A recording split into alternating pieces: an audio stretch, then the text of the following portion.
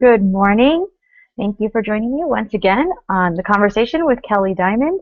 You can catch me every Thursday morning Pacific time at 6:30 a.m. or East Coast time 9:30 a.m. You can also catch my written word every week, Monday morning, bright and early at globalwealthprotection.com.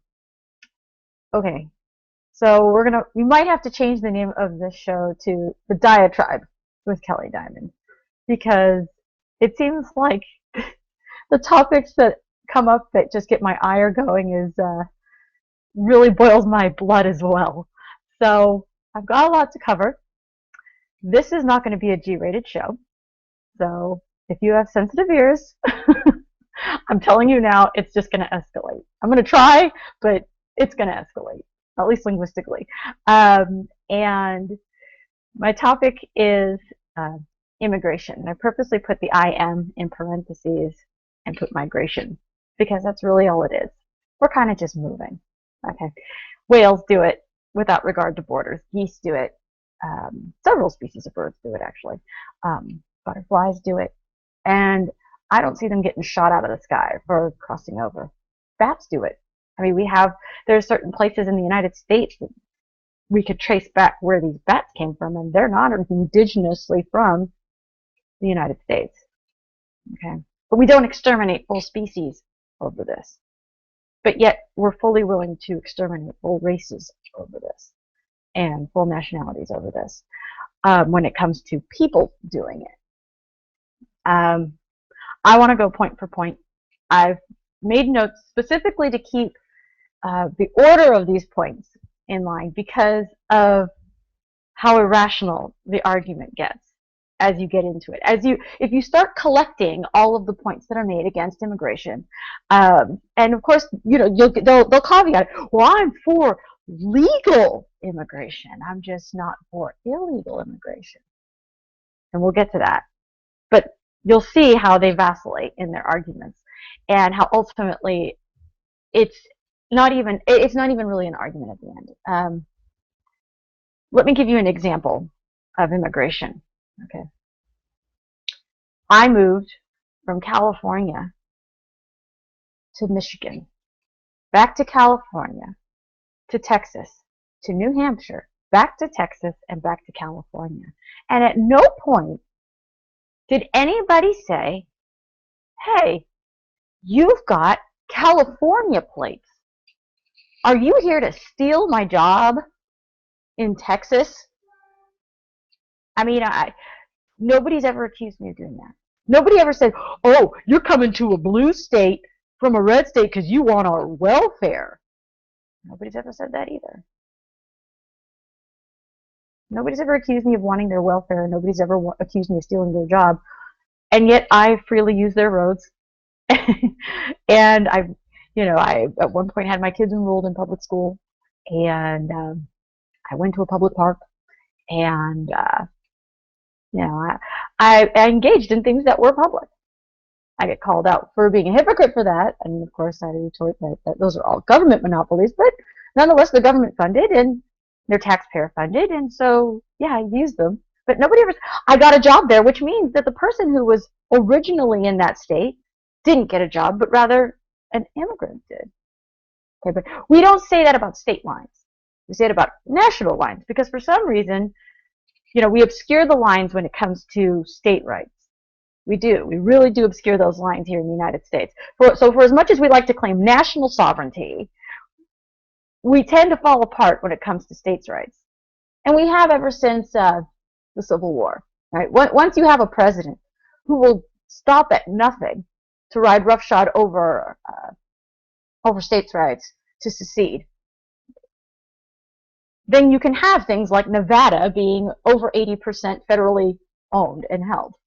Right? So you have a big-ass state like Nevada, but only about 20% of it or less belongs to the actual state of Nevada.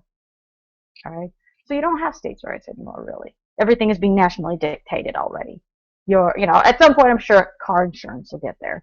But for the time being, education is a federal thing, and the drug laws are quasi-federal, and this is the idea that that all of a sudden we care about borders you have 50 states worth of borders that you don't seem to give two tin shits about. So let's keep that all in mind, that when I cross 3,000 miles across the United States, I don't get accused of any of the things that immigrants 300 miles south of the Texas border get accused of. Okay, so let's just a little perspective. Now then, the first argument that I want to tackle, and it's not that this is not the order in which I've heard them. This is the order in which, if you play them, you can see how conflicting and how tragic it is. I almost want Sean Hannity to watch this, because he's made every single one of these points, and at some point, so has Glenn Beck. A lot of the pundits have. And before we get out our nationalistic tom-toms, let's just go through the list, shall we? So the first one is, I'm not saying I don't want them to immigrate. I just think they need to wait in line with everybody else. Oh. This coming from a natural-born American. Okay. It's usually where it comes from. It comes from a natural-born American. And so they're either an anchor baby or they got an anchor mama, right? But they're saying this because they're part of an elite club known as America. And they think you should wait in line. People are cutting in line all the time. Where is your ire? Where is your anger when someone cuts me off in the grocery store? When someone cuts me off on the road? When people cut you off and cut in line without any regard, they'll look you straight in the eye, walk right in front of you at the DMV. They do it all the time, everywhere, all across the United States. People are not showing proper respect for the line. There are protocols for lines, and Americans have no regard for them. And if you've driven on an American road, you know this, because you've been cut off at some point or another. Okay? Well, it's not like lives are at stake when people cut in front of you at the grocery store, Kelly. But it's the same principle, right? Lives are at stake when people cut me off on the road. The fact that I have the good sense to back off only means that I saved a life. But people are cutting each other off all the time, not waiting their turn. Right? Now, ostensibly, the only person who really has any right to be pissed off about people not waiting their turn in line are the people in line. Not your ass. If you're an American citizen, what the hell do you care if somebody waits in line or not? You're not in it. That's how ludicrous it sounds. You should be getting pissed then about people cutting me off at the grocery. Because that's how relevant it is to your natural-born ass. Okay? So the people who should really be upset are other immigrants who are still undocumented. Those are the only people who have any right to be pissed about people cutting in line. But you're going to take up that helm. Is this all of a sudden a big stroke of fucking empathy? It seems rather arbitrary. But let's get on to the next point. The next point is the fact is that it's illegal. You're breaking the law when you do that, which makes them inherently criminal. Right. Just like what a black person said at the front of the bus at one point in our history. That also made them criminals. Had my parents gotten married 10 years earlier than they did, that would have been criminal. So let us not conflate criminality with immorality or any sort of danger. There's nothing dangerous about moving and crossing a border That is not inherently dangerous, and that doesn't inherently threaten anybody's rights, because if it did, at some point, somebody would have said, Kelly, you need to sit your ass down and plant some roots, because you've been moving too much. You're posing a threat to society. Right? Think on that. But, wait a minute. If we grant them amnesty, they would be here legally, which would totally solve the legal issue that's holding you up. Right? I mean, we should just give them the amnesty. Then they're here legally. That doesn't solve a problem? Then we go back to point one. But they should wait in line. Why? What is so freaking sacrosanct about this fucking line? This is what you're beefing about right now, is the line. I can't even understand what strain of OCD it takes to be so particular about which line you want to get pissed about. And how you go in this circle about you need to wait your turn and wait in line. Well, okay, fine. You kind of made it sound silly that I'm getting all uppity over a line. So I'll get uppity over the legalities of it. But then you tell me amnesty, which kind of solves the legality issue, so then I'm going to have to go back to my line argument. I don't understand it. It's circular, and it makes no fucking sense.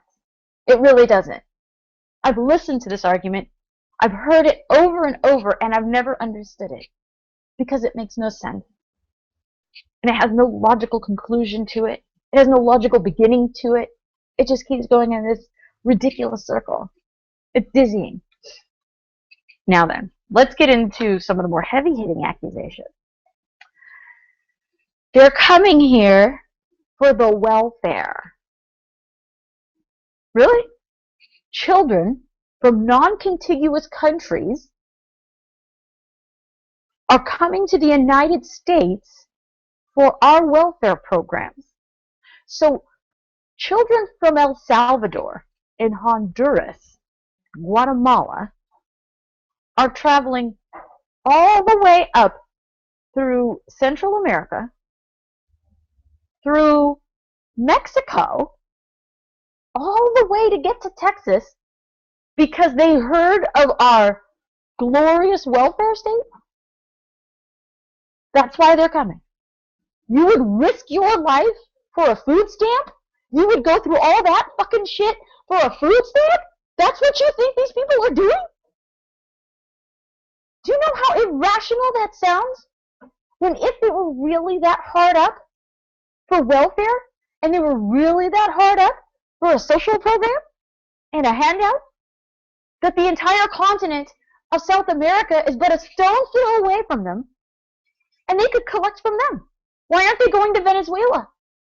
Why aren't they going to Colombia and Ecuador and Peru, Brazil? I mean, pretty much any country down there but Chile has handouts. These are all socialist countries they're coming from. Why aren't they staying? They were told, like, what, some minstrel comes through their little village and tells them, sings them songs and tells them great tales about how all the free shit flows in the United States. That's what happened?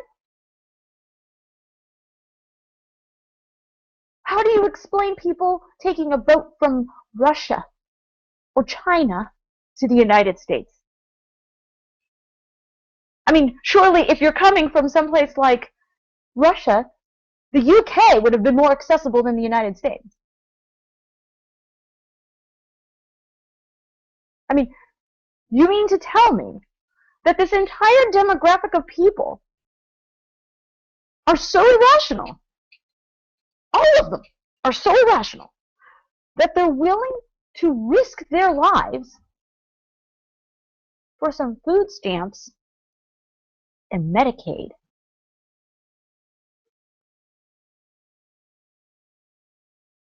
I don't even understand it. Who the hell does that? Now, would I risk my life to save my life? Yes, I would. Many people fled their countries to escape persecution. My dad's side of the family did that. So, risking your life to save your life makes sense. Risking your life to better your life makes sense. Because in the end, you can see an ROI there. But to make the lateral move from socialism to socialism doesn't seem to jive. So, where does this presumption of guilt come from exactly? Is there any statistic that shows that as people come in, they take a poll and say, why'd you come here? I came here for the Medicare. I came here for the food stamps. I heard they're awesome. Is that how we know that that's why they're here? We know they're here for the welfare and the social programs because there's a poll or a study that shows that that's why they came here? Or are we just projecting how fucking lazy our society is onto everybody else? The presumption of guilt in a free society? Really?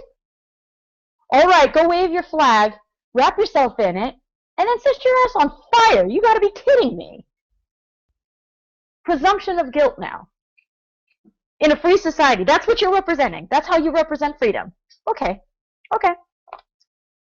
Well, if you really give a shit about these welfare programs and people getting on them, why the hell aren't you militarizing the borders of the welfare collection buildings? Why aren't you standing right there where they collect the checks and sign up for that shit? Why aren't you standing there with your AR-15 prepared to blow anybody away who doesn't back off of your welfare programs? Because you're willing to take that same amount of violence and that same extent of force against people you don't even know for sure are here for welfare. You're willing to blow away somebody who you're not entirely sure that they're here for welfare. You just assume they are. Well, I can tell you now who's here for welfare. The people in fucking line. But I don't see you militarizing them. And where they are, you can find them. They're trackable because it's a matter of fucking public record. Go find the people on welfare, and the next time they try to collect their check, stand there with your gun, if you have the guts, and do what you're espousing people do at the border. But you won't. Because one, you're too chicken shit to even do it yourself at the damn border. But more importantly, it's illegal.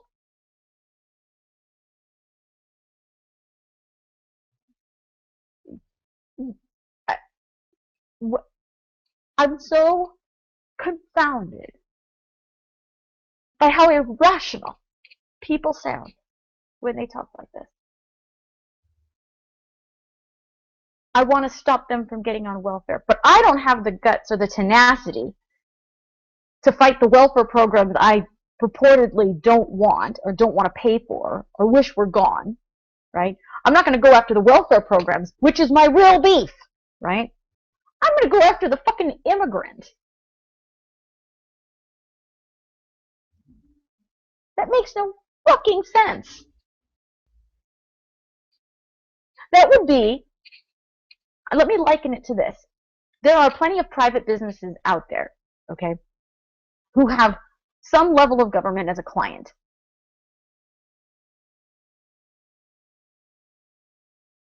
You don't like the government. So now you're going to start blowing up all the businesses that take government as a client and service them. Because they take their money. Why? Why would you go after the private business and the private citizen when your real beef, or so it would seem, assuming that you're actually being intellectually honest and that you really don't want welfare and you really do want to get rid of it, right?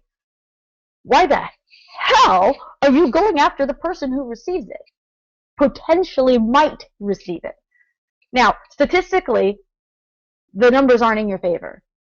The amount of money that the immigrant, the illegal immigrant, puts into our society in production and in taxes far exceeds, as a demographic, how much they take out. There are more studies on this than there are on this preposterous notion that they crossed for several thousand miles to get a food stamp. But here's the real kicker. Remember how they were here for our welfare? Just kidding. They're here for your job. Wait. They're going to steal our jobs now? Wait, 1 minute you told me they were coming here for welfare. Now they're here to steal our jobs? Which one is it? Make up your fucking mind. If they're here to steal our jobs, then they're not going to get on the goddamn welfare. But if they're here for welfare, what the fuck do you care? They're not going to steal your job. So which one is it? Are they here for your job? Or are they here for the welfare? Pick one, stick with it, and then, for God's sakes, construct an argument.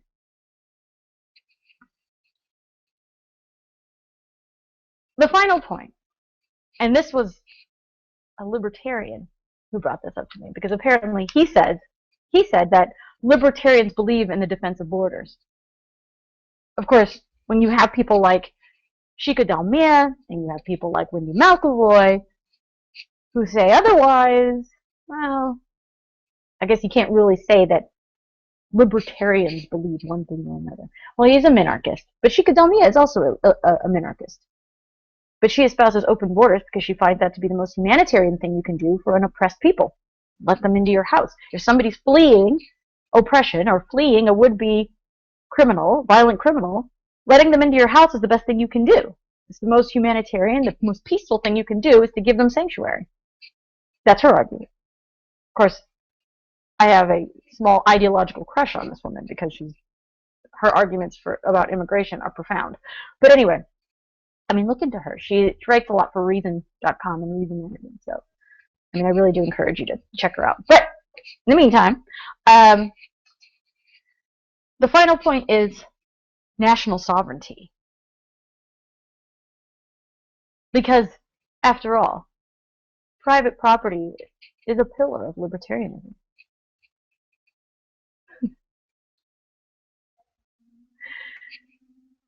Government borders represent private property? Since when? There isn't one government-run territory that isn't called public. It's public because it's publicly funded.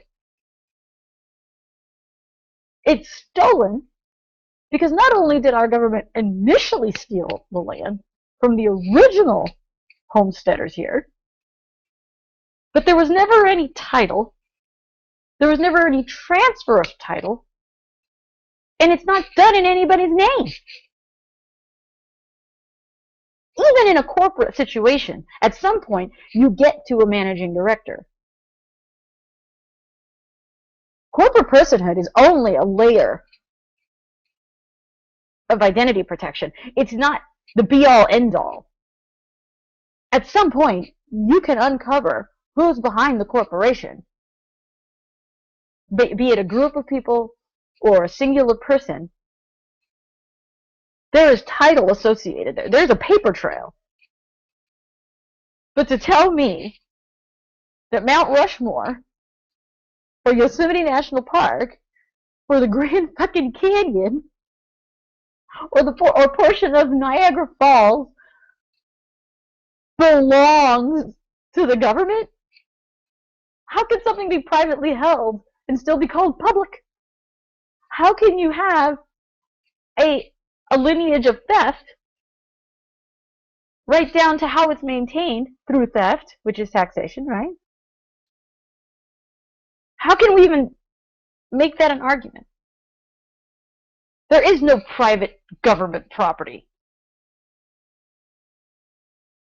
Because if you're even a libertarian with a capital L, you have some regard for a constitution, so you still buy into the bullshit that this is we the people are the government. Well, if we the people are the government, how the fuck do you trespass on public land? You can't. But your name's not on the deed. You're not an owner of the land. You're not a holder of the land. Check out Kelly Thomas. He was sleeping on a public park's public bench. Couldn't get off of it fast enough. That's a capital offense in Fullerton, California, by the way, apparently. So, the city owns it? Well, how did the city build the park? Through taxation. So they stole the money to build the park. And they stole the money to enforce its rules. So that a member of the public couldn't sleep on the bench. And you want to talk to me about government-held land? There is no national sovereignty. There's only individual sovereignty. There's only free association between individuals. That's all there is. Everything else is a figment of your imagination, and you're selling me a bill of goods. You need to snap out of that trance. Seriously. National sovereignty.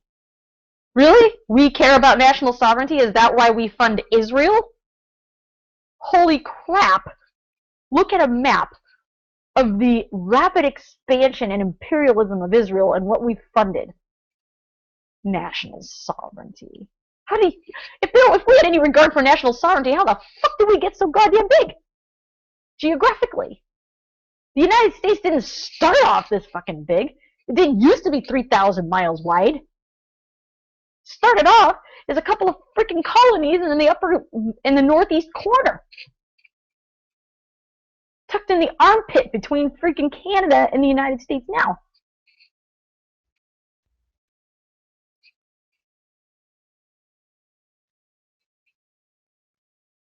There's this nationalism, these drums that you're beating to defend this special club called the United States.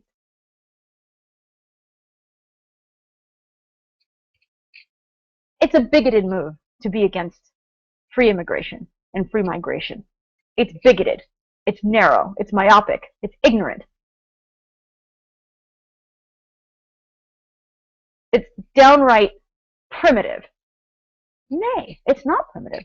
Because back when we were just primitive, we could freely move about. But in a free country, you cannot tell me we're a free country.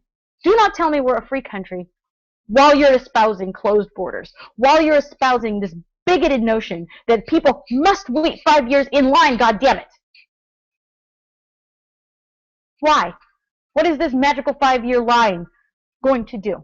Does it make you feel better that after they get their papers, you fucking Nazi, then they go collect the fucking Nazi-ass welfare? Does that make you feel better when they have their papers all in line? The Democrats are buying their votes. No, what you're finding out is that your vote is fucking worthless. And it doesn't mean anything. That's what you're finding out. You're finding out that the tyranny of the majority really fucking sucks when you're on the other side. That's what you're finding out. But perhaps one day you'll wake up and really find out that the whole goddamn thing is rigged and that voting is just a perfunctory dog and pony show to make you feel like you actually have a say in shit. Because you still feel empowered by shit like we the people.